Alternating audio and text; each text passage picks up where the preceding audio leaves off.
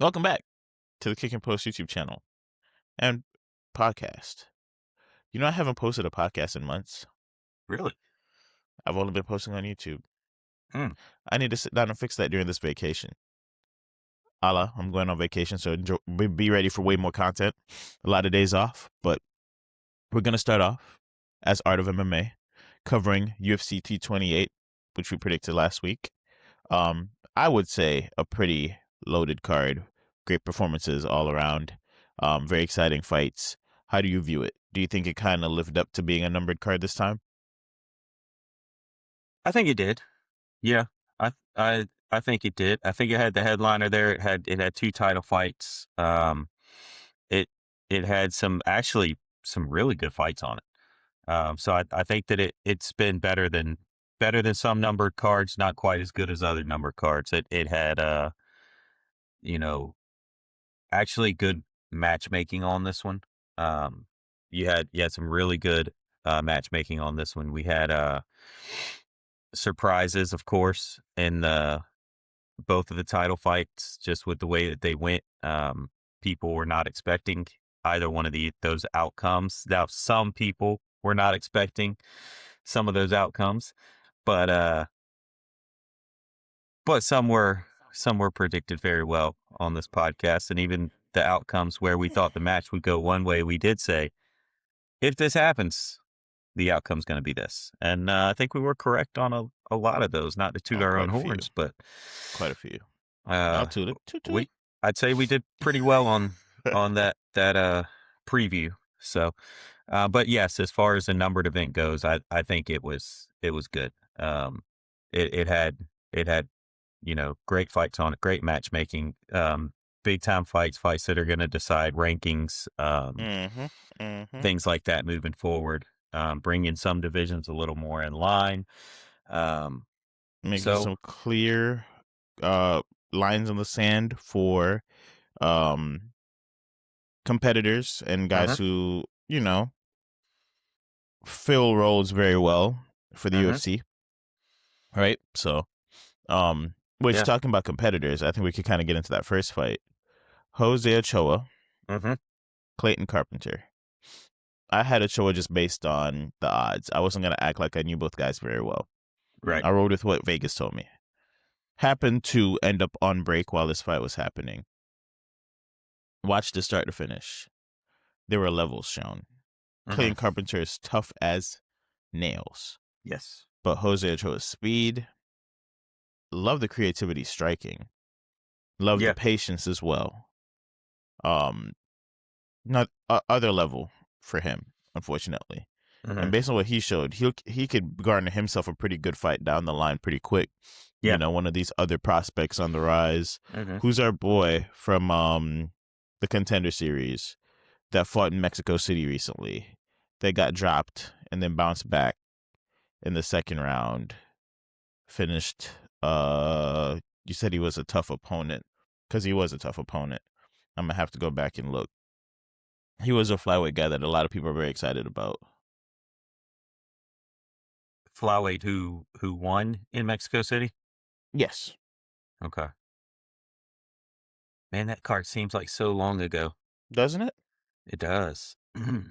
Yeah, when are we gonna see the girl they picked up there? Taryn, I don't know. I Mhm. don't know when we see Taryn next. But that is also a valid question. When do we see Taryn next? Yeah. All right. King Green was also on that card. Fracek and Daniel Zellhuber. Yeah. Imanol Rodriguez. Okay. Yeah, I could see him in a realm where he's in that prospect matchmaking, and we see an Imanol versus Jose Ochoa as Mhm. almost an eliminator match. Yeah. On who's gonna be rocketed to that top six-ish range, Mhm. right? Getting somebody like, a Roy Val or something really soon, or who's going to be relegated to fighting unranked guys again to build that name back up. I could see something like that shaping up for Yeah. sure. Um, but I was impressed with what I saw in this fight. Yeah.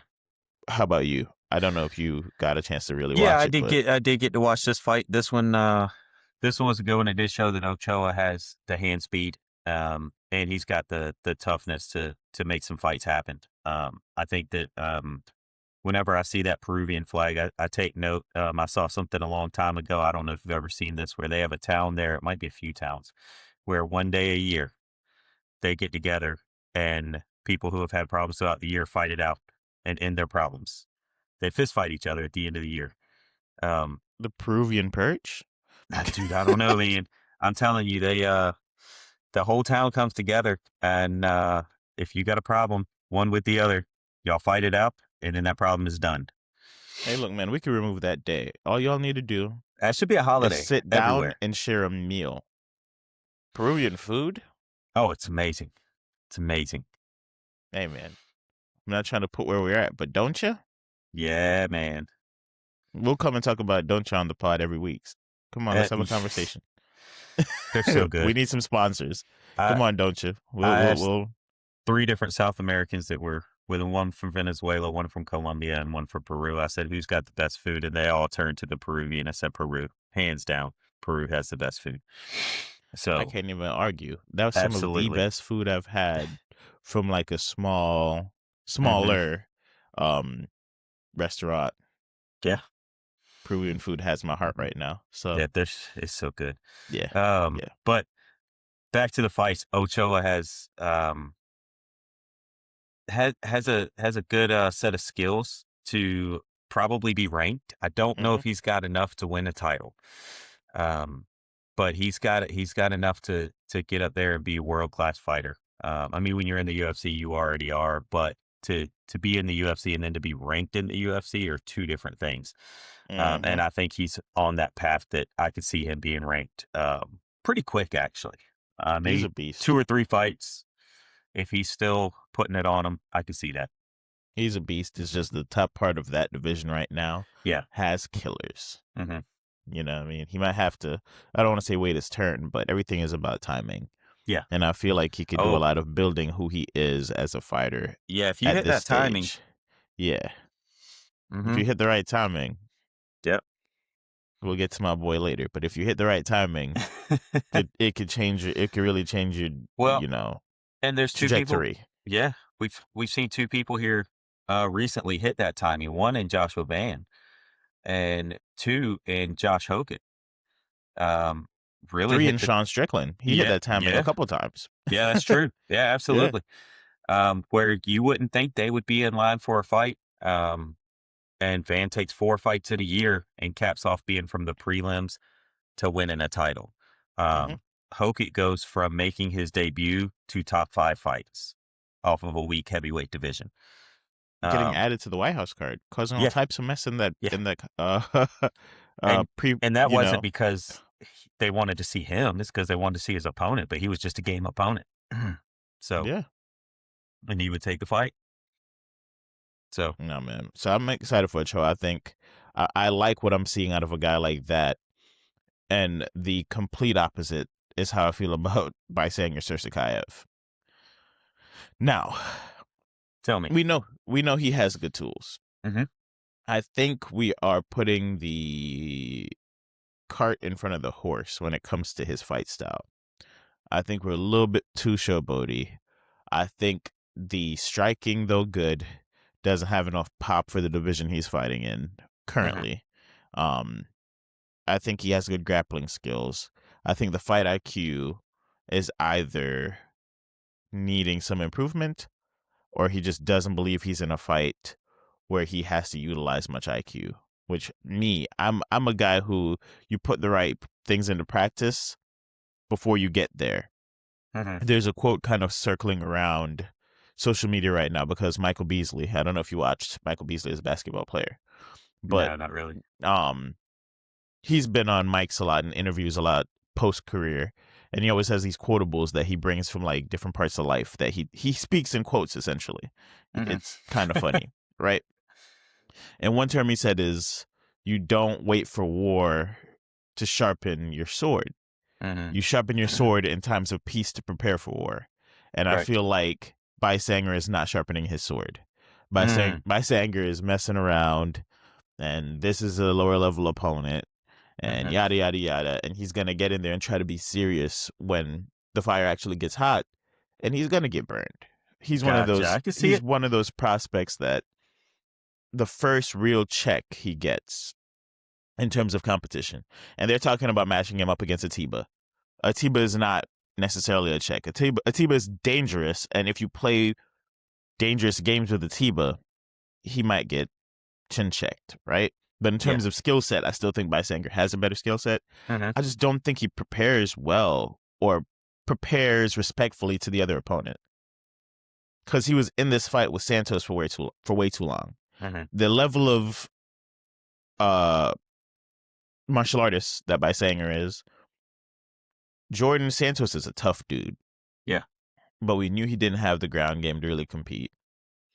We knew Bisanger was faster. Mm-hmm. I just felt like he never really put his foot on the gas until things got to the point where we're talking 1-1 round going into the third. We shouldn't be seeing that at this level Yeah. for Bisanger if you're the guy you're supposed to be, right? So Yep. I'm a little bit hesitant to really be on the Bisanger hype train Yeah. when the fights start getting harder. Mm-hmm.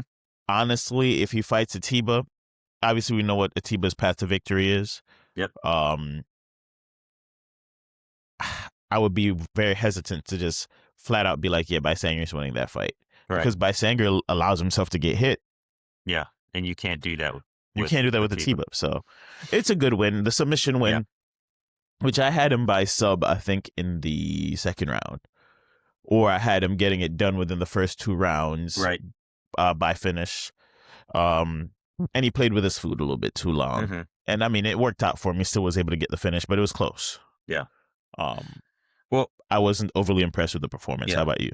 So I gotta agree with you on this one. In a lot of ways, I will disagree with the not enough pop. I think it was the fight he had, and I want to say it was McConaughey. Let me see if it was McConaughey he was fighting. Who I thought McConaughey was. Yeah, it was. McConaughey was winning that fight, I thought, until the third round, and Bisanger put him down and probably submitted him. No, he knocked him out. It was a TKO. Okay. So I think he does have the pop for the division, but his facial expression, and sometimes that can be misleading. It does, not necessarily his facial, but like he seems to have the attitude of very nonchalant, like I'm just so much better than these people. And so he doesn't seem to be taking it seriously. And I don't know if that's true, but I definitely see where that impression is given. That could just be a front as well, that he's putting Could be. on. But either way, I do think he's good. I think he got a lot of shine off Chimaev, and we said this last time. I think he went out and won the fight, but I think the last time it showed as well that he is not the same fighter as Chimaev, but because he's so young and he's in Chimaev's camp, and he's also Chechnyan, that people were like, oh, this is the next guy. He's going to do what Chimaev did. And I don't think, like, he's still keeping that reputation, but he doesn't fight with the same ferocity that Chimaev does. And so I think his skill set, like you were saying, is actually very good. I think he might even have a better skill set than Chimaev all around. But I don't think that he fights with that ferocity. And I do want to see him go against a big puncher like Atiba, who fought a little later on in this card. Because I think Roman Kopylov. Give him a guy like that. Yeah, like, you could give him Kopylov. I talked about whoever came out of that fight, winner or loser, you could match. You could give Tulio to Sarsakayev, and I'd be okay with it. You could give Kopylov to Sarsakayev, and I'd be okay with it. And you could give Atiba to Sarsakayev. Now, what I would do is protect Atiba for another fight or two, and give him a Kopylov who has more of a skill set to test Sarsakayev. Because let me see what you actually have. Yeah. Roman Kopylov is that gauge for me right now in that division where I know he has a skill set that is dangerous, but against the upper echelon, he kind of wilts. But against guys who are on the cusp or not of that level yet, he could do what he did on this card, right? Which is kind of let you see where you're at. I want to see where Sarsakayev actually is at. So if I'm matchmaking, I'm doing Kopylov Sarsakayev next. Yeah, and he's still, what is he, 24 years old? Surskayev. So he's still very young. He's still got a lot of development to do. This kind of development is seen by, there's a lot of guys that are, let me put it this way, there's a lot of guys as good as Surskayev that are fighting on the regional scene, not in the UFC. They're not being seen and being judged as the next big thing because they're not on that level yet. Surskayev is. He's still got a lot of growing and maturing to do, and hopefully with that, he continues to develop that skill set because right now, at that age, he is a very skilled fighter. But you're right in his attitude as he plays with his food too much. I like that. I think that's probably right. If he was serious in this fight, he could have ended this fight sooner. So, unless his coaches are telling him, "Hey, don't end it. Let's get some more time in the octagon." But We don't play those games here. I'm then sorry. again, We don't that play those games here. that could show a lot of confidence in his skills, and confidence is never a bad thing. Well, Extended time in the octagon leads to more probability of something going wrong. oh, of course. Yeah, I always. am never going to be for the let's see more time. That's why I felt like Atiba against that last guy who had great footwork and was getting dropped and stuff like that. I'm not telling him to take his foot off the gas Right. and see a 3-round fight out because guy shoots for Atiba's knees or something and Atiba doesn't defend it well and ends up on the ground and now he's in a grappling match for 3 minutes. You never know, right? Or you step weird and or you get a calf kick weird or something, somebody deadlegs you. There's so many things that could go wrong when you're in there literally to strike and punch and hurt each other. Yeah. Get out of there. You don't get paid overtime. Get out of there as fast as possible. Yeah. So, I don't know. Kudos to Surskayev for still getting the win. Yeah. Absolutely. For a second there, I was like, this is getting kind of fraud checky, but he did his thing. He got him out of there. Yeah. Pat Sabatini, William Gomez. I missed this one. All I know is I saw Sabatini's strikes and takedown attempts. And it is what I expected him to do. Now, I was hoping Gomez would be able to keep him at bay, keep him on the feet a little bit longer. Did you get to watch the whole fight? I did get to watch the whole fight.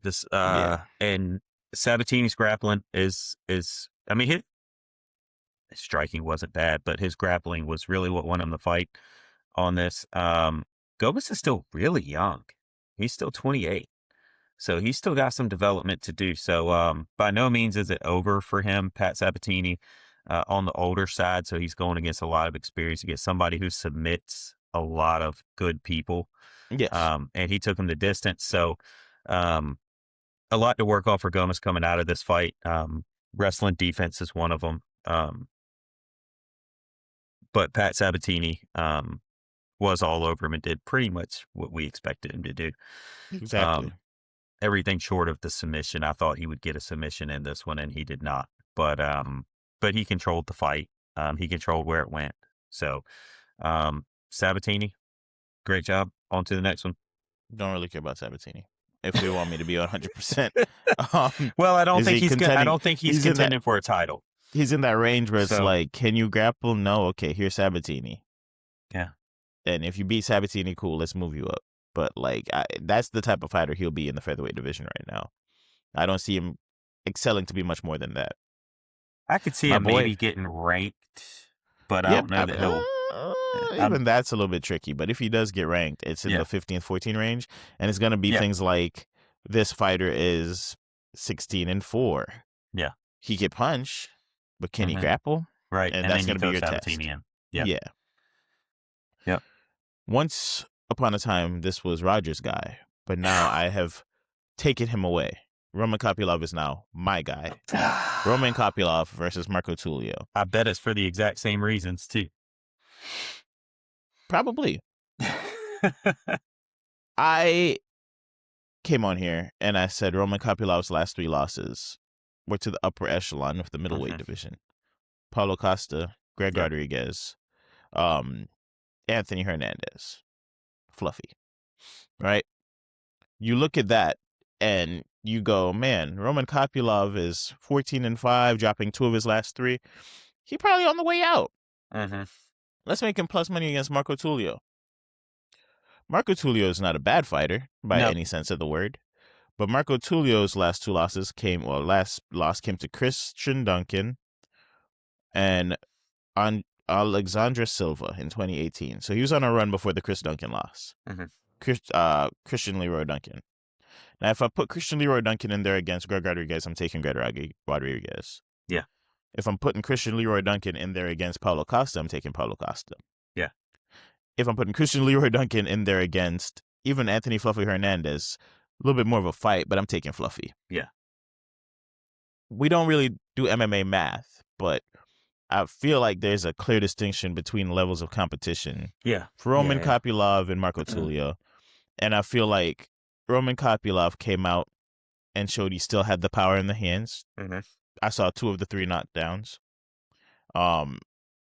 He still has the movement on the feet, right? I think Mhm. he still has the octagon control and Mhm. distance control when he doesn't shrink on himself, which in that Paulo fight, I think he just really saw and felt that power difference, Yeah. and there was a little bit of apprehension. Same with that Gregory Rodriguez fight. I think he felt a couple of those strikes and those exchange, and he's like, if we Yeah. get too close, I might be outmatched in this one.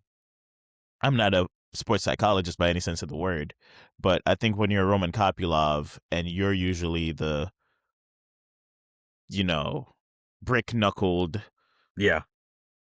power guy in there and you meet your match, it could really do a lot to your psyche and how you approach the fight. I think the first exchange he had with Marcus Tulio, he realized he was the guy in this one, and he just put his foot on the gas and stepped forward. I'm not sure why he didn't get a finish in this one, because again, I didn't get to see the whole thing, but I feel like there were opportunities for him to Mhm. do so. I see 2 minutes and 34 seconds of control. Explain that to me. Did All right. Kopylov decide to grapple a little bit just for the I'm gonna funsies? explain this to you, and then we're gonna hit it again later on. Um, in the Rebecca Dawson fight? That's it. Yeah, Yeah. I was trying to find it right here to find it. Um, yeah, 2 fights later, somebody does the same thing. So Roman Kopylov, he got hit because Tulio is not bad. Tulio's got it. This was um, there's some stuff going around right now with King Green.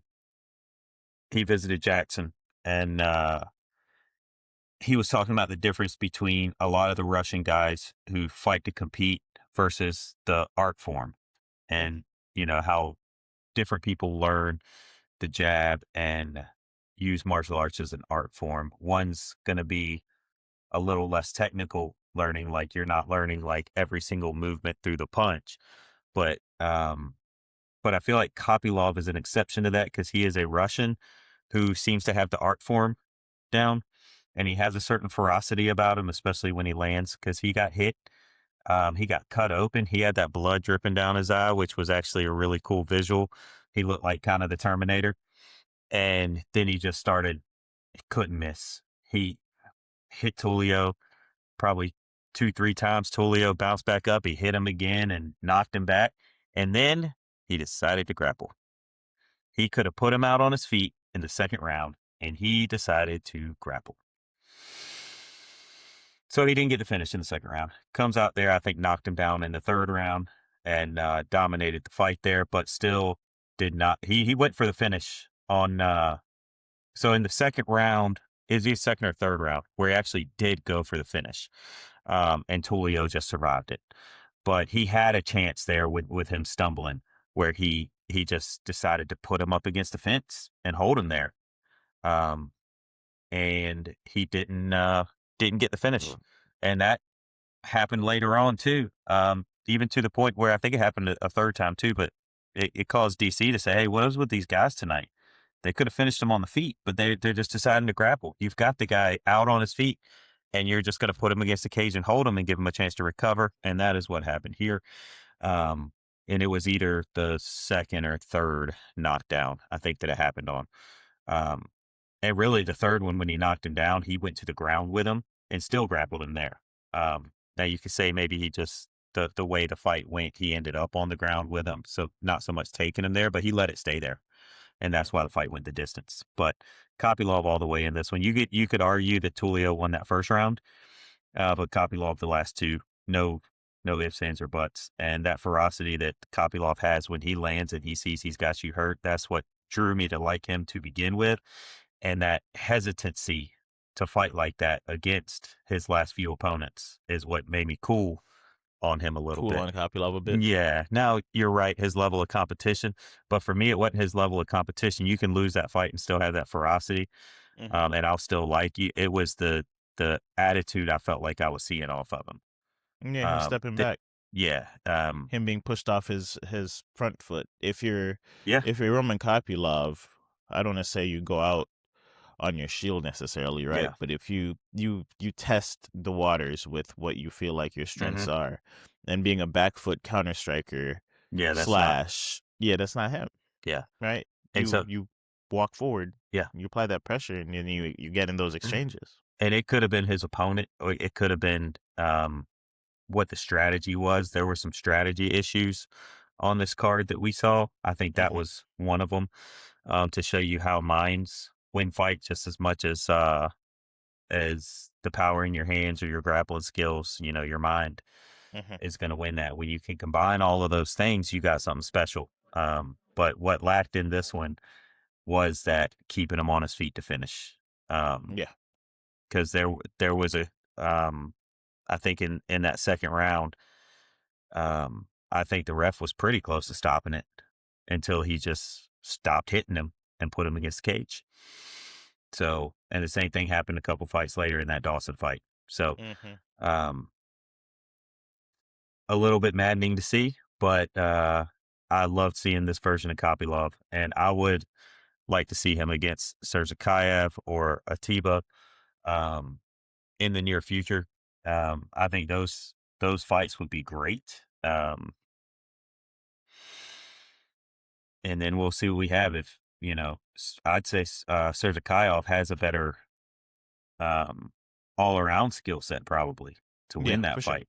But is he going to play around? And you don't want to play around with Kopylov, because I don't think he's got the one punch power that Atiba has, and Atiba I think has the power Rodriguez has to be able to back a Hmm. Kopylov up. And if Kopylov is smart, he'll try to use some of his grappling in there to get Atiba going, but that's not really his style of fighting. So I No. think you would just have a war for as long as you had it against Atiba, which would be a fun fight. I would give Atiba the edge in that just because his hands are so powerful. But Serzakayev, I'd like to see it because I like to see if that IQ comes in. Um, Kopylov's not easy to take down, but I think Serzakayev could do it. But if Kopylov wants to prove he belongs there, he probably needs to beat one of those two to say, hey, no, I'm still at this level. Yeah, no, So for sure. You got to be one of the them, ascending people. Yeah.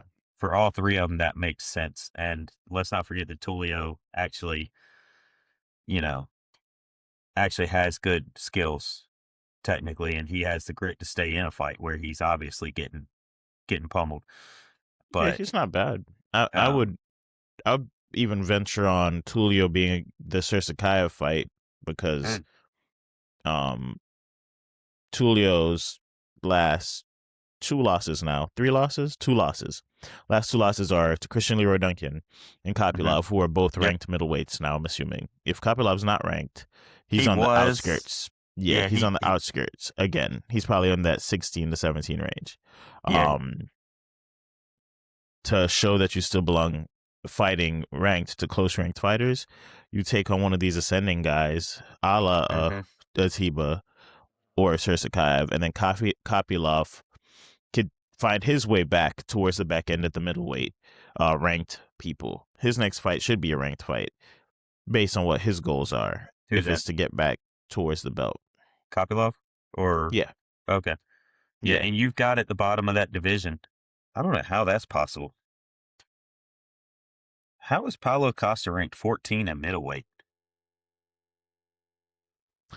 Because Costa had lost a few there. Yeah, I guess that's true. Christian And Leroy Duncan Pilov is, wasn't highly ranked before that. we mentioned Christian Leroy Duncan. He's ranked 13. He's ranked higher than Paulo Costa. and just under Gregory Rodriguez. I mean, he's a good fighter, but Yeah, I don't know that I'd put him that high yet. But Roma Delite sitting at 15, and that's fruit waiting to be taken by any of these guys. yeah. You could definitely. If I'm Kopylov, give me Delize. Um, get me If back in the rankings. If I'm Atiba, give me Delize. yeah, absolutely. If I'm Sir Sakayev, give me Delize. If yeah, um, if if you're I'm looking to elevate yourself quickly, if I'm the UFC, I'm probably putting one of these three guys against him, and it's probably going to be uh, Sir Sakayev. Surzakayev or Hmm. Atiba. And Atiba, if you want to see what you have, because Delite is going to try to wrestle Atiba. He's He not going to is. try to strike with him. He's going to try to wrestle him, and would probably have the edge in that. But Hmm. man, if he gets hit,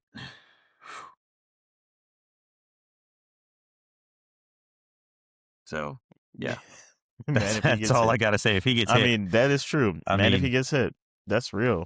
yeah, That is real. All right, on to the next one. We go from the early prelims to the onto the prelims. prelims. Jim Miller, Jared Gordon. Good old Jimmy. Yeah, old guy's getting it done. We got a run of submissions here coming up. Hmm. But Jim submits Jared Gordon. Yeah. How did this happen, Roger? Help me understand. Uh, Jim Miller by domination is how this happened. He is just a gritty, tough fighter, and I counted them out. I won't lie. I'm sorry, Jim. the people, the grappling is something that if you have it, you can still do it. It can stick with you now if you keep yourself in shape. If you get out of shape, man, forget about it. But if you stay in shape, you can grapple for a while, and this turned into a grappling fight. And when it did, Jim Miller was right there. He's tough, he's strong. People talk about old man strength. Jim Miller's kind of Hmm. always had that strength, but just that anaconda tightness that he fights with. That just led to this going on. I didn't see Jim Miller have much opposition in this. Once he got him to the ground, it was just a matter One of way time. traffic. Yeah, One way traffic. and surprised a lot of people, probably Jared Gordon himself, who didn't expect the To older be in guy that to situation. fight with that. But um, he came out with aggression, and he just put it on him. And some people I think he's what, 42 years old, 42 Yeah, year he's old up there. fighter coming out. You know that he's going to have a hard time, but he just overwhelmed him. That's really Okay. it. Overwhelming domination. Overwhelming domination. Yep. Grant Dawson, Mateus, Rebecca. We talked about poor decision making. I had Mhm. Rebecca checking if Grant Dawson's shin was there, but I figured Grant Dawson's path to victory would be grappling. Mhm. Um, he gets a submission, but based on what you're saying, Rebecca seemed to make some glaring mistakes in this one. Yeah, this was a Grant Dawson dominated the first round with Mhm. grappling. Um, Yes. he he was on his back. Now, the thing I like about Grant Dawson is he is going for submissions. He's going to control your position, and they want position over submission. Um, and that's true for anything. You can't ground and pound somebody if you can't get in a good position to do it from. You can't Okay. submit somebody if you can't balance yourself to get in the position you need to be. So you need to have a good position before you can go for that finish. Kind of like that preparation. Before Yeah. you can get somebody with the sword, you got to have it sharpened, right? Mm-hmm. You have to be in the right position. That's part of timing. And so Grant Dawson didn't waste time going for submissions that weren't there. He kept a good position. Um, he did go for submissions when they seemed to be presenting themselves, and he tried to make them happen. So I did like that about Grant Dawson. That was the first round. And again, a lot of those themes in the third round Yep. when it comes to Grant's grappling. But the second round was all Rebetsky, and he floored Dawson twice. Um, and he had Dawson on the ropes and then decided to grapple. You have this guy out on your feet, just like Kopylov did, and then He he said, just and then he decided to decided to grab. grapple. And I think it was almost the same thing where he put him and held him against the fence, and Mm-hmm. Dawson got to fully recover. The round ended. Came back out in the third. He still stunned him again in the third, and Just kept putting it on him, initiated huh?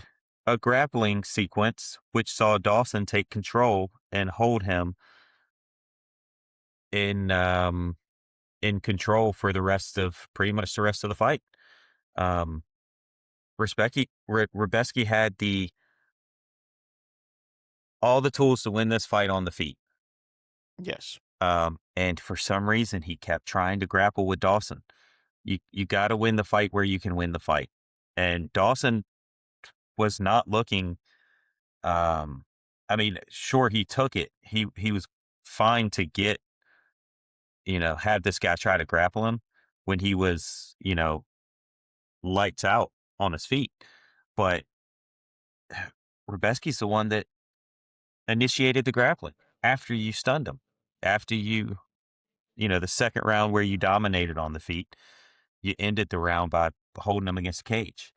Yeah.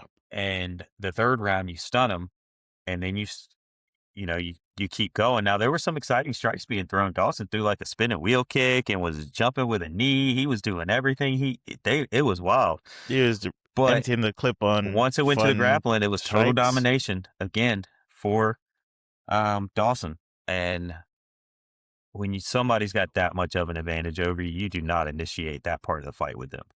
You No, you stick don't. to what you're good with, and he did not do it. And that was strategy that lost him that fight because he could have won that fight in the second round. He could have had Dawson out of there. I'm convinced of it. Just like I think Kopylov could have had his guy out of there. And it just didn't materialize because they went to holding him against the fence. I don't know Fight what it IQ. was, but yeah. Fight IQ issues. Yeah. Seems to scatter this whole card, right? In different ways. Mhm. But fight IQ issues. Yeah. A couple guys back to back that didn't stray away from who they were. Nope. Yaroslav Amosov versus Joel Alvarez. I will say I feel a little bit bad for Joel Alvarez because he was on a bit of a run. Mhm. This matchmaking was not bad. It was a good match to make for both guys Yeah. to see where they were at. Yeah. Alvarez looked better on the feet for the minimal amount of time he got to be on his Mhm. feet. Yeah. Yaroslav was not playing that game. Yeah. It had some good strikes in there to keep Joel guessing, which led to the takedowns. Yaroslav, massive takedowns. Huge thudding takedowns. Thudding punches as well, but huge thudding takedowns. Mhm. Wrap Yeah. up under the armpits, lift, drop. Even for Yeah. that final slam arm at the end triangle. was Yeah. perfect. Yeah. Right around his stomach, under the armpits, lift, loud thudding drop, tighten that arm triangle, Yeah. tap.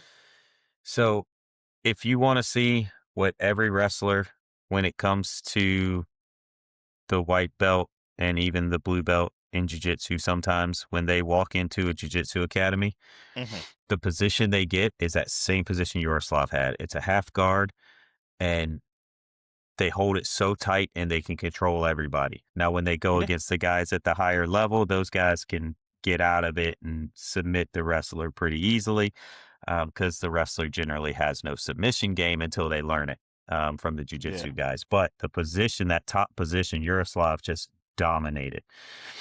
Very tight. He has that kind of Eastern European wrestling style where they use heavy, heavy, heavy body locks and they use their feet. So I think it comes from judo a lot.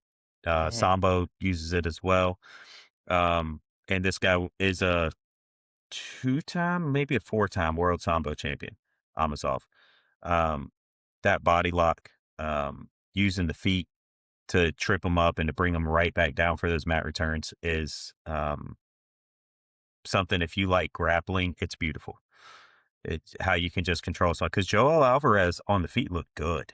He was They looking did. good in that fight, but he just couldn't keep Amosov after him. And that's what we said. If he can keep him away, Alvarez has a shot. But if Amosov gets in there, it's going to be over. And this fight was really impressive for Amosov to be able to control a guy like that.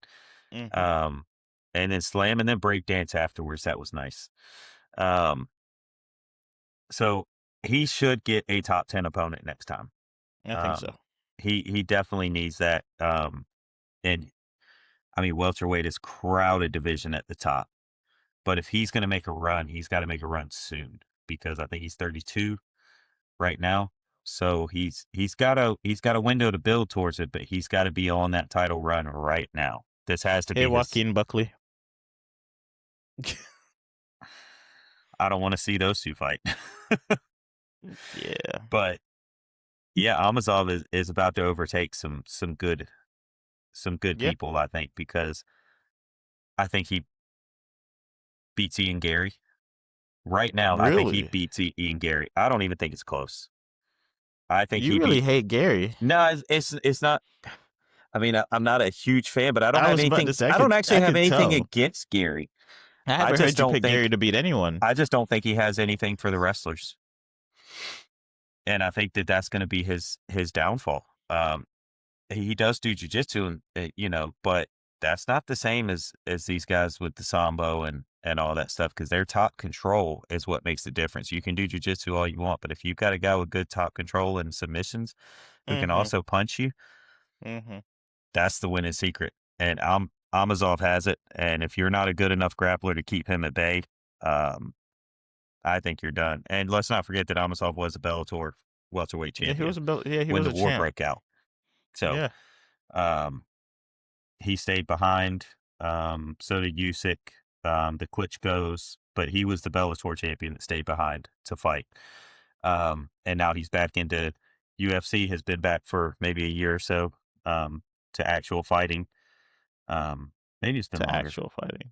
Well, sorry, I kind of mixed those up. To sport fighting, To sport fighting. I in don't know, man. MMA. Some Um, of these clips I saw of him climbing through a little hole to get his Bellator belt with a rifle strapped to his chest. Something tells me that's actual fighting. that's actual fighting, right? But that's another mindset. I mean, this man has fought for his life and the life of the people he cares for. Yeah, no, Um, 1,000%. it, Real life consequences. yes, with real Yeah, life consequences. yeah. Um, I think Amazov has a lot for the top of that division, and he should, one fight from 5 through 10, and if he wins that one, especially in a dominating fashion, put him against top 5. No, I 100%. think he's there. I do think Morales gives him trouble. I think Makhachev gives him trouble. So there's And guys I up. think Ian Gary gives him trouble. I'll say it. I think Ian You Gary can is a good say it. enough I don't. striker. I think Ian Gary is a good enough striker Nah, and presents enough problems where I will nah. say he gives him If trouble. if Ian Gary had knockout power, I I think you would say don't it. need that. It's You know okay what? to be a boring punch Nah. and strike and distance control your way to a decision win. I hate the fight style. I will never stay awake to watch an Ian Gary main event. I'm No. sorry. I'm being Yeah. honest. But when I'm talking about just the art of fighting and the skill of your skill set against somebody else's, he has the measurables to utilize them well to his advantage. This man beat Carlos Prates, who's running through the division. I know he's not a wrestler, Yeah, right? I get but it. Prates is He another beat striker. Shavkat Ragmanov, who was the Who did? next hottest thing. Well, he didn't beat him. My bad. No, he got beat He by just him. ruined his knee. He ruined his knee. My Yeah, bad. he got But he beat stayed by in him. the fight with Shavkat Ragmanov. Only person really to stay in the fight with Shavkat Ragmanov up to that point. And look okay doing it. He Yeah. didn't get like completely routed. So I think we're just, because the fight style is not exciting and all the other things around Gary, he's super cringy. He's not the most respectable. He doesn't really stay on one side of the fence sometimes. He seems to be a little bit wishy-washy with who his allegiances are when he starts talking about fighters. Right. But distance management, precision striking, Distance management essentially is good. essentially point striking. He's like a fencer when it comes to UFC. If Ian Gary had knockout power, I would give He'd be him the edge. dangerous. I would give him the edge against If Ian Gary Amosov had knockout power, he because of probably his already have fought distance. for like 2 belts. But because he doesn't have knockout power, I think Amosov Yes. gets in on him, puts him on the ground, and Yes. and wins that fight, whether it be TKO or submission. Um, Gary fought to a unanimous decision. Bilal Muhammad. I think Amazov's a better wrestler than Bilal Muhammad is. Yep. No disrespect to Muhammad. I think Amazov is on a different level. He lost to Rachmanov. I think Amazov is on a different level than even Rachmanov in Okay. the grappling department. And so that's why I say he can go up there and do that. Um, Yes. but I do think, with the knockout power that Carlos Prates gives him trouble. I think he beats Jack Della Maddalena. I think the fight with Sean Brady would be interesting just because it's two grapplers. I think his Mhm. mindset puts him above Brady, though. But I think he beats everybody else in front of him except for maybe Usman. Usman, Morales, Prates, and Makachev, I think would give him trouble. But outside of those guys, I think he wins all of those fights. Think we're in for a hat Amasov summer. Then is what it sounds like. I think so. So I'm excited to see what the future holds for Amasov. I'm a big Amasov guy. Um, but I'm also going to be completely honest when I say, um, You think the they're going top to give five him has more some trouble than I top think they're going to five. The give him? top five has some trouble for him because the They do. pops that I Yeah. saw him take from Joel Alvarez in those short Yeah. stints feel like if distance management could be implemented, that could be a problem. Anyway, moving on. Atiba Gautier does what Atiba Gautier does. Hmm. It just took a little bit longer. Yep. Ozzy Diaz wasn't going to escape for the whole fight, and that's fine.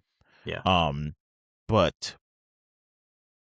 we're not here to talk about Atiba in the fight that happened recently. It's all about projection for him, right? We've already talked about who Hmm. he could go against. Um, we want to see him tested against a guy with a more definitive skill set. I think the same thing we said for Tulio versus Sakayev.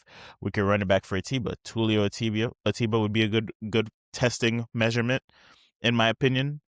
Um, I Hmm. would go Atiba versus, like you said, Delize. Yeah. Um, Yep. I need to see him against guys that could test him a little bit in that realm, and maybe they don't. Yeah. Maybe There's they try always to that get chance. close, right? Because Yeah. I'm a believer that Morales needed to be tested by Sean Brady. There was no test. Yeah. He passed, But I think that was a right? test that we needed to see. We didn't see it. I mean, we did. He just We didn't his see it. strategy is what won him that. Yeah, the keeping the hips back did Yeah. win him that, but we still haven't tested him in a tricky situation where he's on the ground. How does he survive Okay. this? Yeah. We didn't, and we thought we would We see still that, don't but he know. prevented it from the beginning. But that's the problem. There's going to be a time where you can't prevent it, right? We believe this. Like, and even guys like Yeah. Yeah. Ngannou and stuff, they No. got Yeah. taken down at some point in their Sure. career, Yeah. and we had to see what that looks like. We Yeah. didn't see it with Morales yet, Right. and Atiba against a Tulio or Delize might not be that test. It might be like these guys have the tools to do it. Will they get the opportunity to implement it? I don't know. Yeah. But those are the next fights I'm looking at for Atiba. Um, Great win for sure. Hmm. I don't know if you have any more to add in the Atiba realm. Not much more. Again, though, I think he's top 15 bound. Um, Mm-hmm.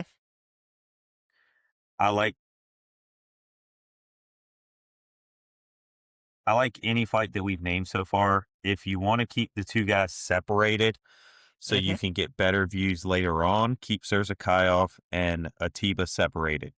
They're Yep. similar in age. Keep them on different They're paths and then both collide it. monsters.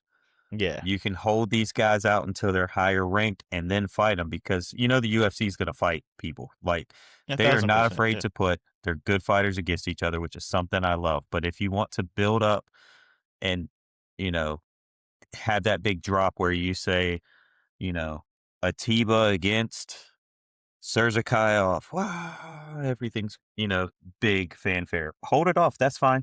But put him against Elite. Put him against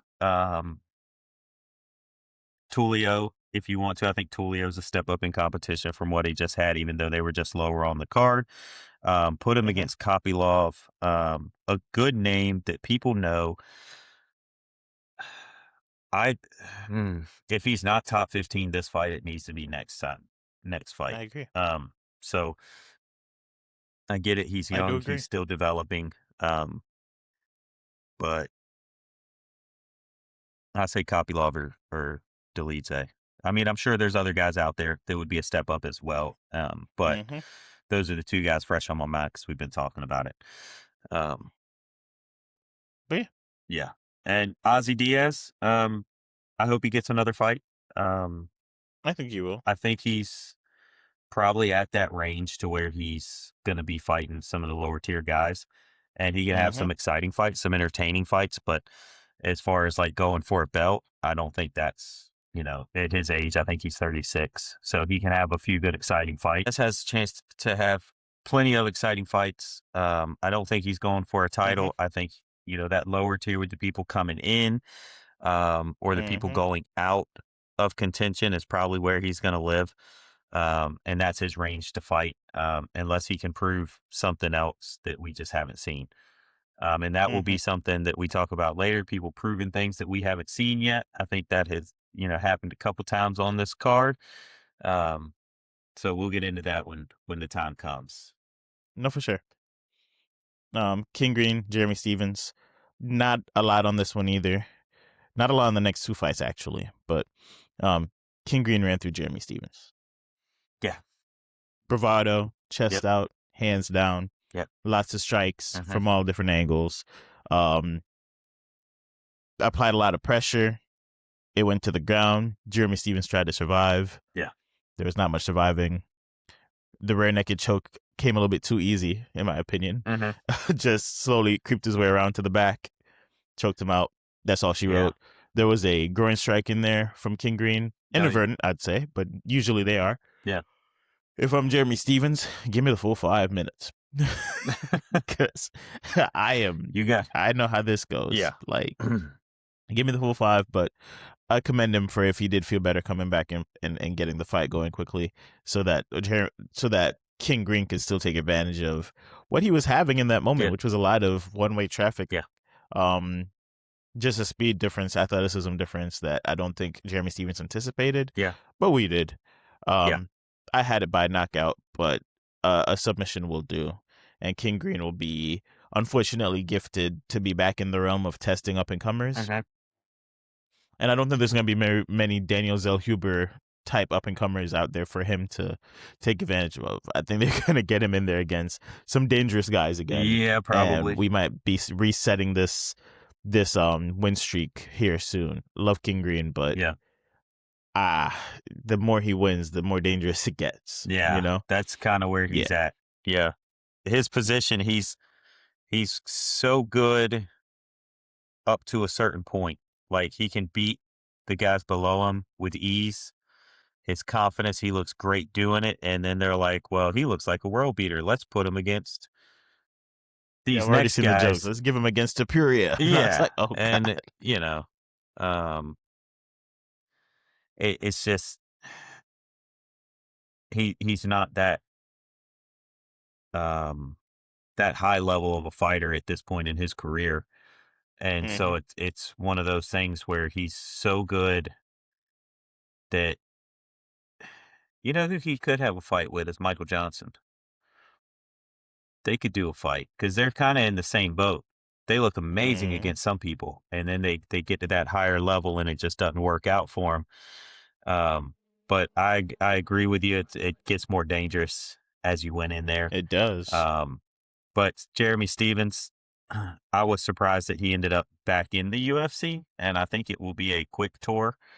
I think his He said, "Quick talk." well, his age and where he's at now is not where he was before. He doesn't have the same abilities um, against this level of opponent anymore. Um,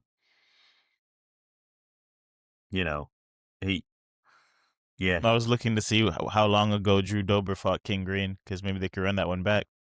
It's been 4 years, so wow, I don't know if we necessarily need to see that again. nah. But it comes a point where we got to test the theory again. Can somebody take out Drew Dober? I mean, yeah, Can a certain somebody take out Drew Dober? Or does his fights? or does he just have plot armor towards certain fighters, right? So, um, I'm trying to find a good matchup because King Green on this run is pretty hot right now. So He if Drew Dober is. was to put a stop to that again, He is. the allegations ramp back up. Oh my Anyway, gosh. Sean Brady, Joaquin Buckley. He might be starting to get some of these allegations. No, let me stop. Um, Joaquin had nothing for Sean Brady, and I mean, the logical side of my brain has Sean Brady by decision Mm-hmm. in this fight. The illogical side of my brain, I wouldn't even say illogical, is I believed the chin got cracked and there was an opportunity for Joaquin to be aggressive in that way, take advantage of that already cracked chin, get in there, Mm-hmm. get a finish potentially aggressively, especially after how he spoke about the Kamaru Usman fight changing him. Yeah. And how he realized how lackluster his wrestling was in comparison to some of the top guys. He didn't do that. Mm-mm. No. And there was some weird line movement. Sean Brady was minus 185, minus 170 most of the week. Ended up plus money Day at of the the end fight, of it. plus 200. I wish I was at home. Yeah. That's all I'll say. I wish I was at home when he turned plus 200. Because if Sean Brady was plus 200 all week, and I know I shouldn't be playing off of odds, but Yeah. the style of fight he fights, Mm-hmm. like we talked about the grapplers, I'd be willing to be on that side.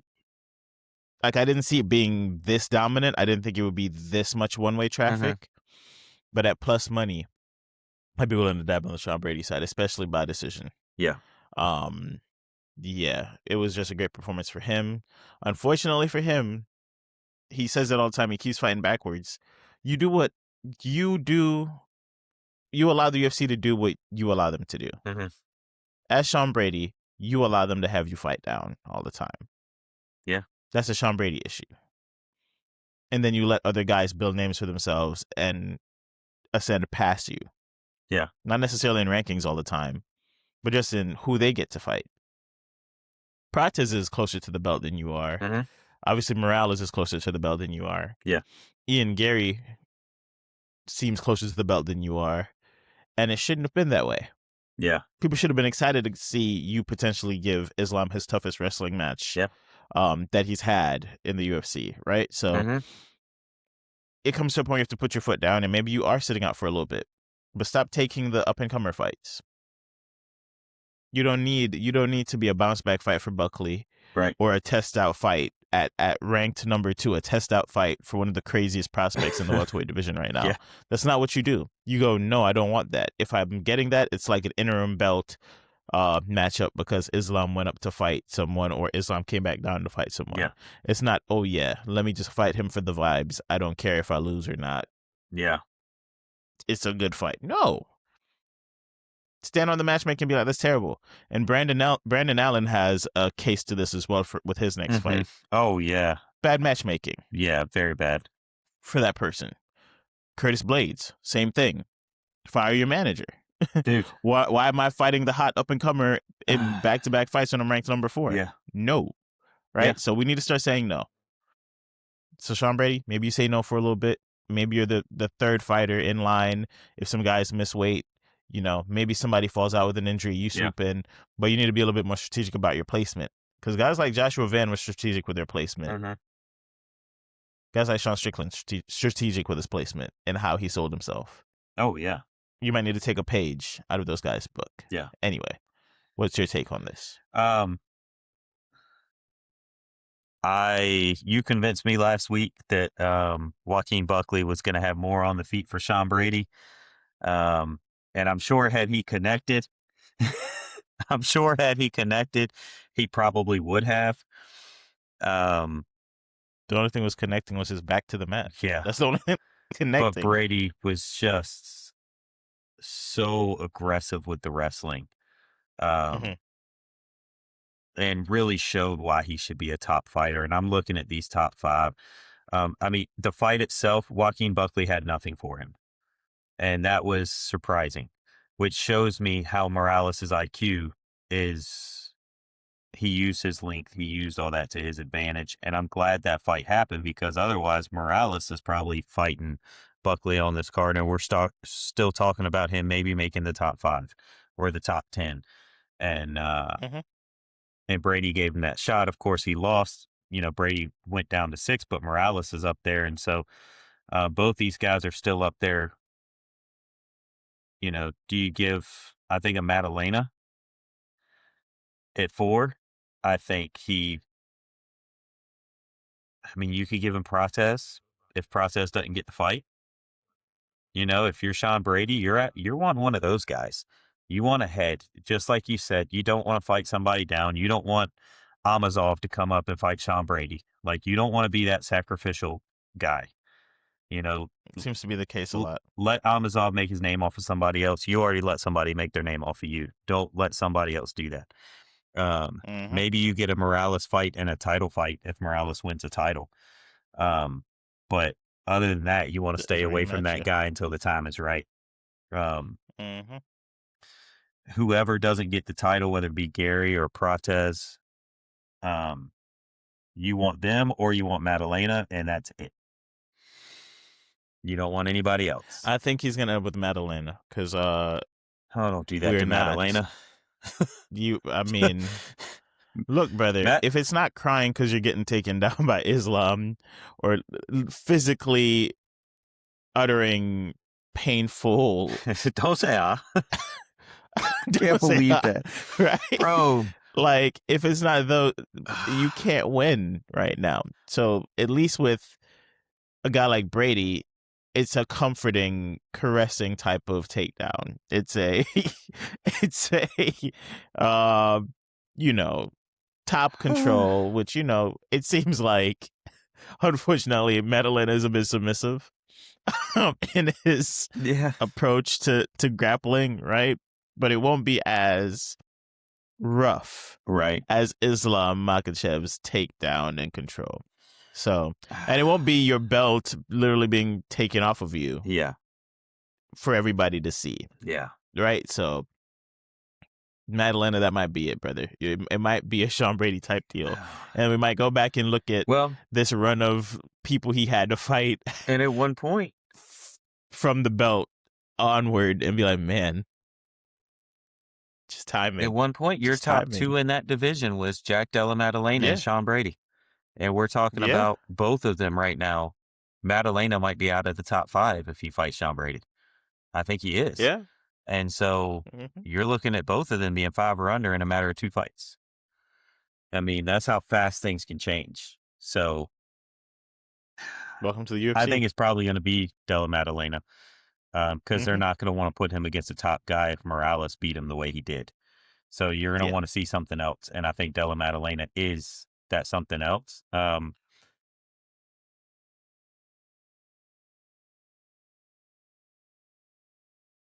Already? What happened? Bilal Muhammad. Didn't they fight? Brady and they fought Muhammad? Brady, Brady and Muhammad fought, and Brady Muhammad won that fight. Wait, Muhammad knocked him out, I think. Yeah, in second round. Yeah. So they've already fought. If Muhammad's knocking you out, well, let's not. Yes. Let's not. See, that's another reason, man. Because Muhammad knocking people out is crazy concept. I didn't see the fight, so, I mean, maybe he just got caught. Can't say if he was winning the fight or not because I didn't see the fight. Muhammad catching you is a crazy concept. I mean, but it can happen, every now and then, Technically, yeah, they are throwing fists in there, so you're not wrong, right? Clock is, broken clock is right twice a day, they say. That's what they say. Let me move on to Volkov Acosta because, like, this is another one where my brain told me, go follow us on Verdict MMA. It's Amal from A.R.T of MMA, I think, is my profile handle. And track me throughout the week if you can. Because up to the day before the fight, I had Volkov by decision and I had Sean Brady by decision on my card. Before we recorded, that's what I had. As soon as I recorded and went on the other side, I went in there and changed it. And sorry, I'm not mad at changing the Volkov by Acosta one. I'm not. Because I talked myself into that one. Similar with the Joaquin Buckley situation. And I still think Acosta had a closer path to winning that fight than the Buckley one. The Buckley one I was just outright wrong on. I think Acosta probably lost a little bit of mobility off of the calf kicks that Volkov was implementing. I think Acosta connected to a certain degree and didn't see Volkov crumble, which again, I'm not a sports psychologist. That changes the approach a lot. If you feel Yeah. like you're one of your better shots are not putting somebody out, you might become a lot more apprehensive and turn into a decision fighter a little bit because you don't want to put yourself in danger, potentially getting finished either. I think Volkov fought a clean fight, good distance management, solid jab, made it frustrating for Acosta. Good win. This does not bode well for the rest of the heavyweight division necessarily, because unfortunately, like, Acosta takes a step back. He doesn't look terrible, but it doesn't add any new infusion of like contenders to that heavyweight title run. I would be okay with Volkov getting his opportunity to fight for the belt in his career, though. He's shown levels at the heavyweight division. He's done his thing for multiple years. We're literally 4 seconds away from him beating Derek Lewis all those years ago, and who knows the trajectory of his. He would have been fighting DC for the belt most likely. And funny thing, DC said it on the broadcast. When Derek Lewis knocked out Volkov in that fight, he was elated. He was excited because he wanted no parts of that length and distance management, because it's very much like a Stipe level fight for DC. It's difficult, right? Like, for him to get in and implement his will on a guy that tall. So he said he was actually excited to not have to go against a Volkov in his title match. Who knows? Would Volkov have been a champion? We never know. Yeah. Right? He has a decent skill set. And I think with how the heavyweight division is looking right now, it's tough because I think Pereira ends up with the belt after the White House card. And I think Pereira is a bad matchup for Volkov. I think when you come to matchups like that, this, Pereira, I think, probably is a bad matchup for Volkov. But Gane and Volkov went to a split decision. So this would be a rematch for them. So I think Volkov is hoping two things. I think he's hoping that Gane wins that fight and then that he gets a rematch so to avenge it. And as far as this fight in particular here, I said on the podcast last time that Volkov is one of the people that we have gotten to see progress in his career. He came in not at the level of a top heavyweight, and he has built himself up to that level. We've seen him get better throughout the years, and sometimes you don't see that. Sometimes you see guys come in and maybe they even rocket to the top, but you don't see a lot of progression. I think you've seen progression in people like Islam Makhachev in his striking game. You see progressions out of some Pereira with his grappling defense. But Volkov has really probably shown, if you had a most improved fighter over his career, I'd probably say Volkov is probably right there. Now, I still thought Acosta was going to win this. And I still think if they fought again and Acosta got the chance to look back at this fight, he would see what he needed to do to win the fight. And what he needed to do, in my humble opinion, is to fight in a phone booth and be aggressive getting into range. Volkov for this fight did exactly what he was supposed to do. He kept Acosta at range with his jab, and there wasn't much charging from Acosta. He was throwing from range, which makes the punch much easier to see for Volkov. And he's already out of range for the most part. He didn't get hit with any giant punches. There wasn't a whole lot of takedown. You actually got to see when the two got together how big Volkov actually is. Because Volkov is so skinny, Massive. you don't realize how wide he is. He is not a small man. He's tall, but he's wide. But because he's so skinny, a lot of times, at heavyweight, he doesn't look like the bigger guy until you see him like on each other, Yeah, clinched up. And wide back. then you're like, wow, this guy's actually, I mean, he's a big guy. Hmm. But Acosta really couldn't do anything with the grappling, which is one way he was exposed a little bit. And Hmm. two, he was exposed for not being able to close the distance on a long range fighter. Whether it was he's not Hmm. able to or he just didn't, I don't know. But he did not close the range. And what he needed to do was get in there Tyson esque, use his feet to close that distance. And that's not something he did. And so that's No. where, if I were to say this is where I'd like to see improvement from him, that's where I'd like to see Hmm. improvement. He, you know, as far as the grappling, there wasn't much of it in the fight. It was a lot of at range stuff. But he just was content to stay at range. Um, where he could have won was closing the distance and making that fight very close range. Should have closed it. And either Volkov was just that good with the jab or Acosta just wasn't closing the distance effectively. And I think it was the latter.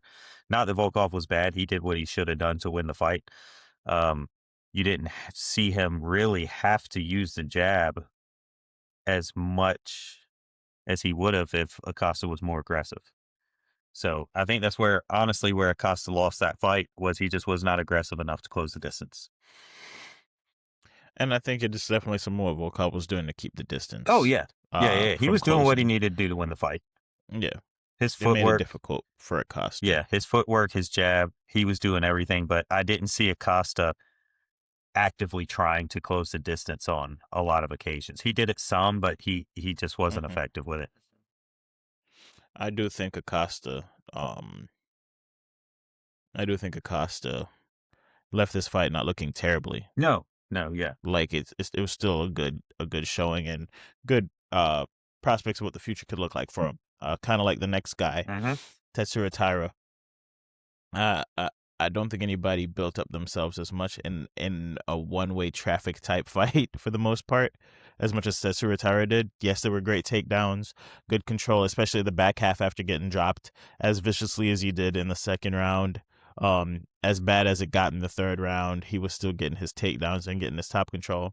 But we talked about Joshua Van being an underdog in Mm-hmm. this one, and how there was a common opponent, and how we're a little bit surprised that, well, not overly surprised. People were harping that Tatsuro Taira had all the skills in Mm-hmm. the world to be a champion. Yeah. He had the uh pretty much the solution to the Van problem, which was takedowns. And he got them. He just wasn't able to do much Yeah. with them. And then once the damage built up, it was a lot harder and harder for him to get them. Mm-hmm. The part that we thought would have been a complete wash was, and it was Joshua Van on the feet against Tetsuro Taira. Van is becoming one of my favorite fighters to watch strike. Yeah. Because I think in another reality, in an alternate universe, Van is a boxer. Oh, he could. Yeah. He is a I think he could be a boxer, boxer. Yeah. and Easily he could be a he boxer if he chose that route. combines those. Yeah, he combines those exchanges and those combinations in a square ring Mm-hmm. where he doesn't have to worry about takedowns, and the punching power is there, Yeah. and the elite like hand speed is there, and the power is there. He just decided to go the MMA route, Mm-hmm. and it's paying dividends Yeah. right now.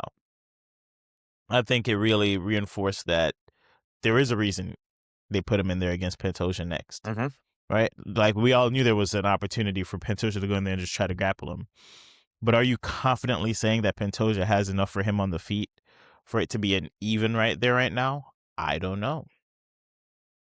Yeah. I think Pantoja's bigger in there on the night.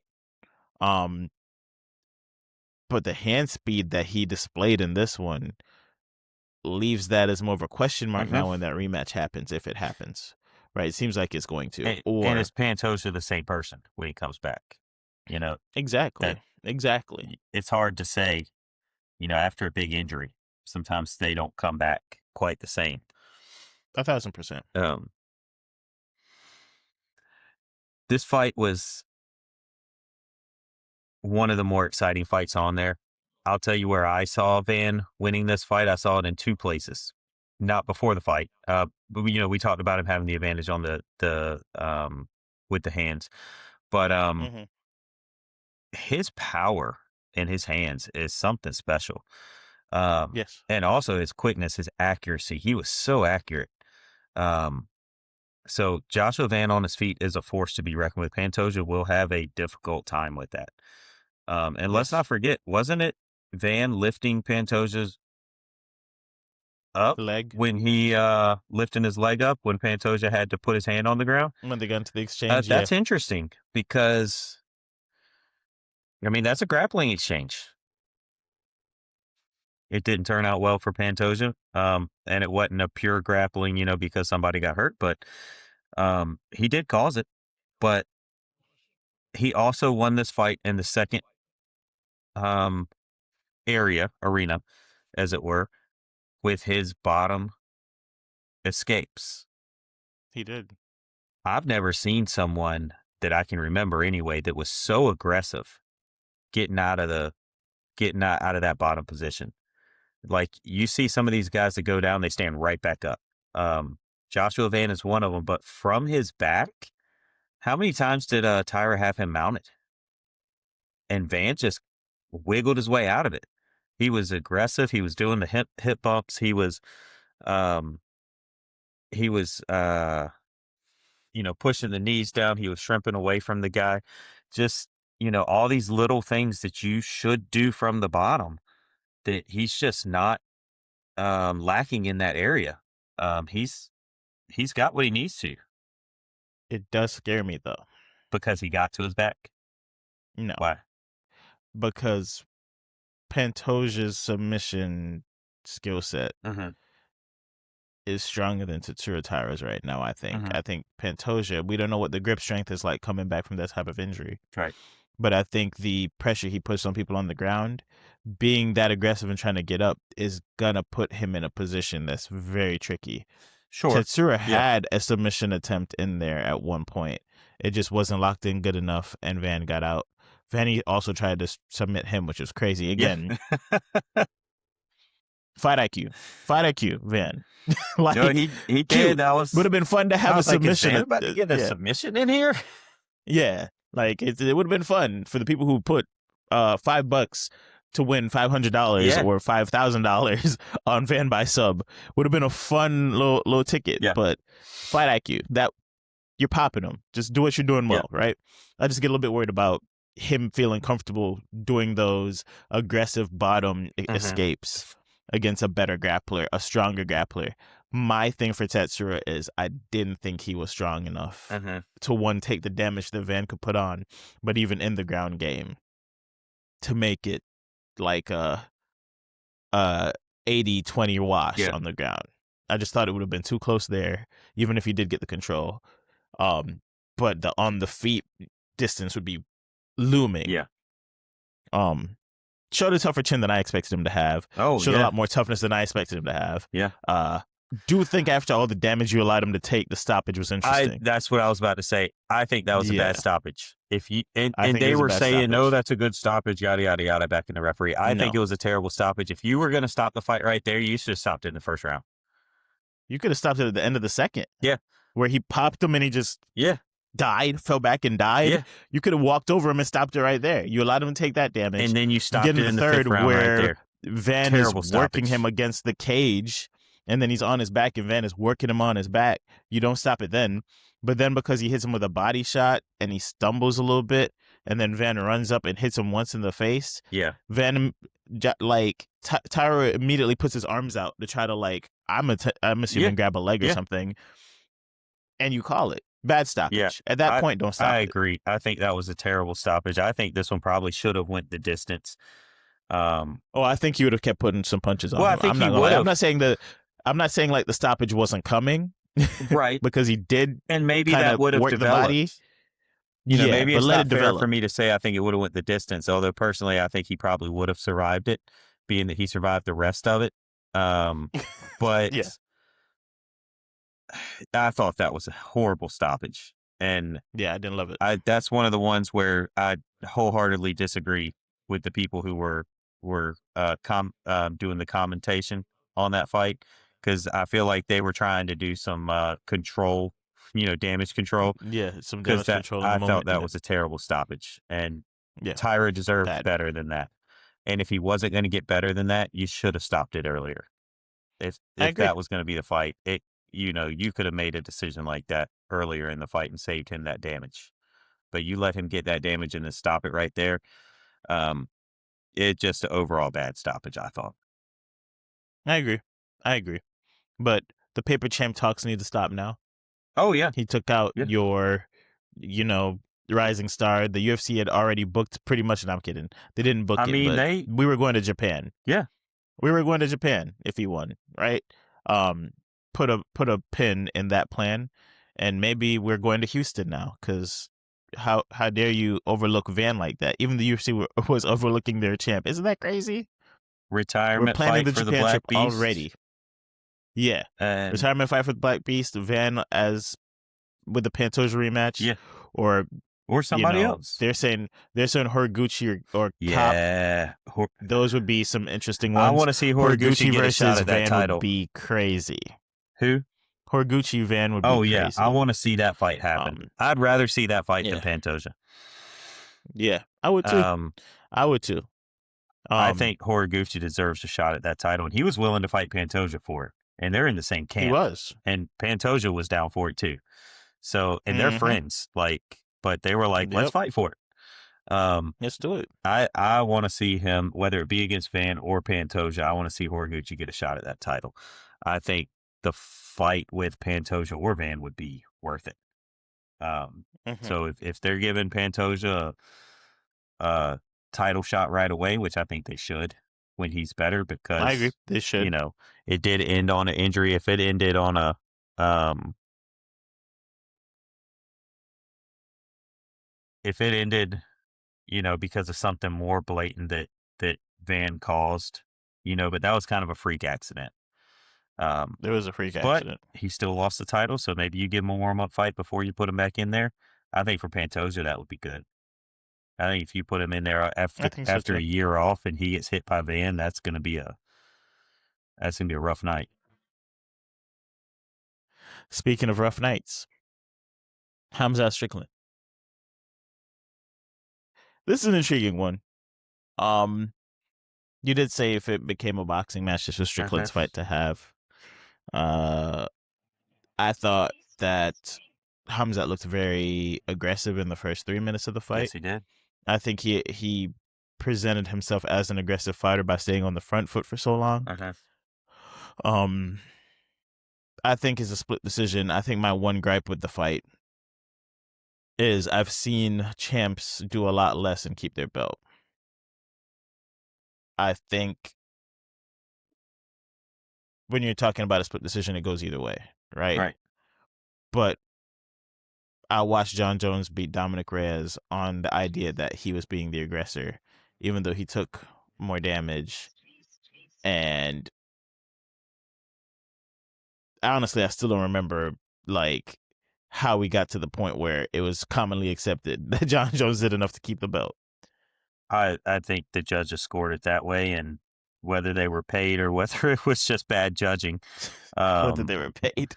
I thought Dominic Reyes, and in my mind, Dominic Reyes won that fight. So when you're talking about Yeah, a judging sport with no clear criteria, they say there's clear criteria, but there's obviously not because judges do it different ways. it's It's kind of not. like gymnastics in Yeah, that. Um, when you get to these close fights, you just can't be, you know, you can be hopeful that you won the fight on their cards because that's the only definite thing that gives you a winner or loss is those judges' cards when it goes to scorecards because you can't say damage definitely gives you the edge. You can't say aggression yeah, definitely gives you the edge.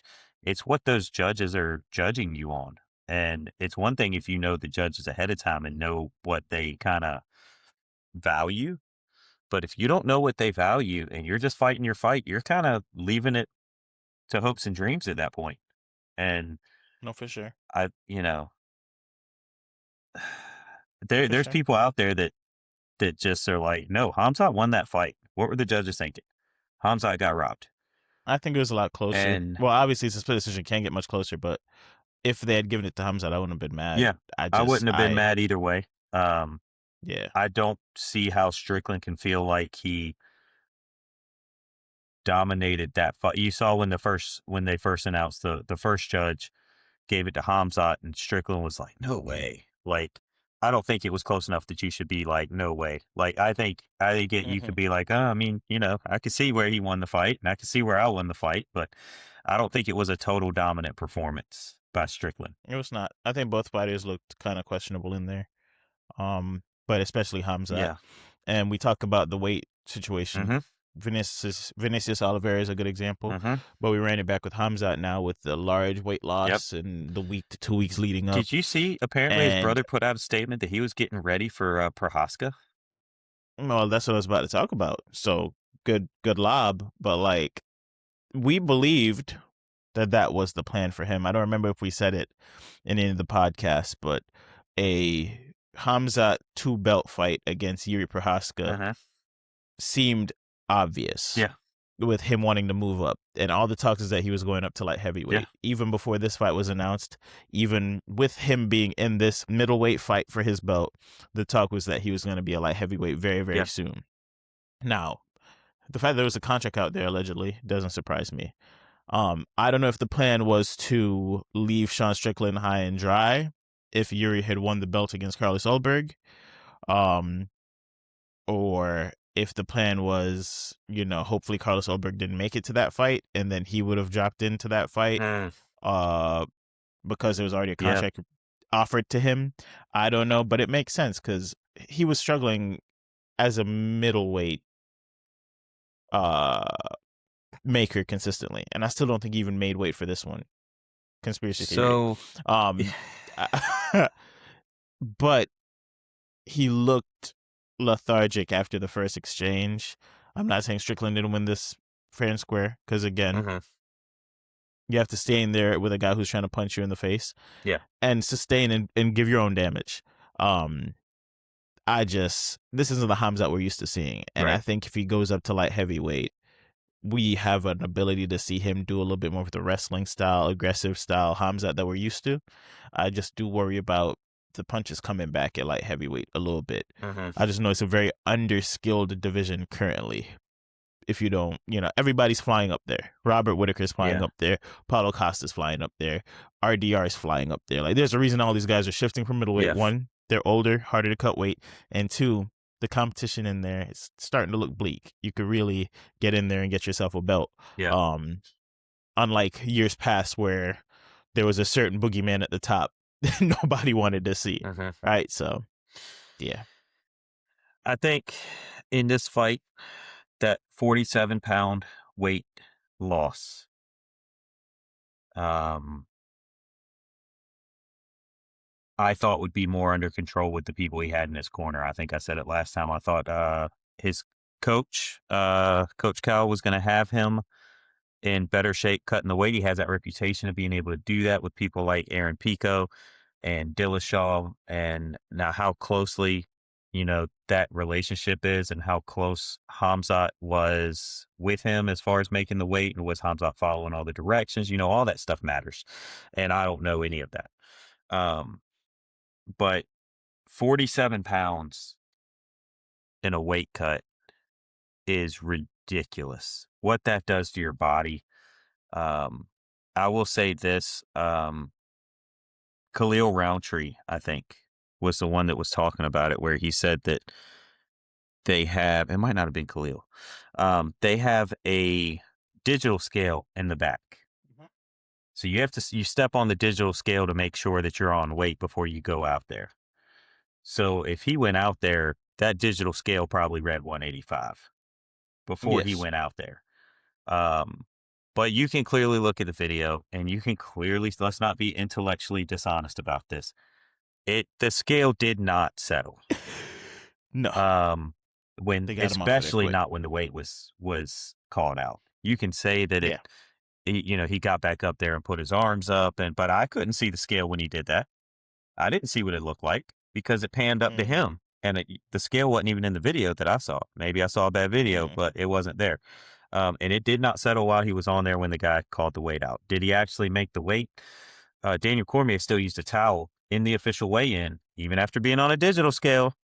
And Cormier admits that he, without that towel, is not making weight. So Yeah. just because there's a digital scale in the back and you know what your weight is, does not mean that that's that you actually made weight. Because how many guys pass out on the stage? How many people have to go out there and take clothes off and have people with towels around them? Some people know they have to, and some people have to back off the scale and Hmm. take clothes off and get a towel around them because they weren't on weight. So even the digital scale in the back is not a guarantee that he was on weight for this one. And for them to call it like that does lead to suspicions. Either way, the fight would have probably proceeded as a catch weight bout, with Yeah. Sean Strickland being the only one who could have won a title. Hmm. Chimaev would have probably lost it. So in this fight, I think the weight cut did affect Chimaev. He dominated him on the grappling in round one. I thought he would go for a takedown really quick and get his back really quick, and he did that. And to Sean's credit, Sean said that he would be able to withstand that. And I said, I haven't Hmm. seen anything that shows me that you can do that with somebody on that level. Well, he has now. So He has. he showed he could do it against Fluffy Hernandez. He showed he could do it against Hamzat Shemaev. Could he do it for 5 rounds against Hamzat? Um, I don't know, because Hamzat didn't shoot in some of those rounds. At least he Yeah, wasn't as turn into a aggressive boxing with it. match. It turned into a boxing match, and that turned into a Sean Strickland specialty. Um, Hmm. Hamzat broke his nose. I don't think there's any misgivings about that. Sean Strickland's nose, he was bothered by that nose. That I've never seen a fighter bothered by an injury quite like that, where he was wincing away from the cut man. He didn't want the cut man to even touch him. Um, Hmm. as far as him going up to 205, there's precedence for this. And the fact that Pereira himself did it. Won the middleweight title, lost the middleweight title, went and won the light heavyweight title. Um, so there is precedence that Hamzat can still go up without even having to go back to win that middleweight title. I do hear tell that Hmm.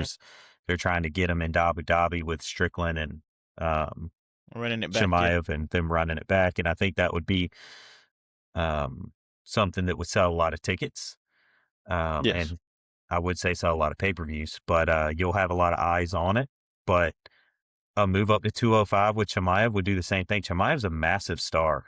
And so putting him in Strickland or him and the 205 champion at the time, whoever that is, whether it's Olberg or not, I don't know if his knee is going to be better. It's done Um, for the rest of this year, at least, so you're going to or at have an least interim October or title something. fight. Who goes in the interim title fight?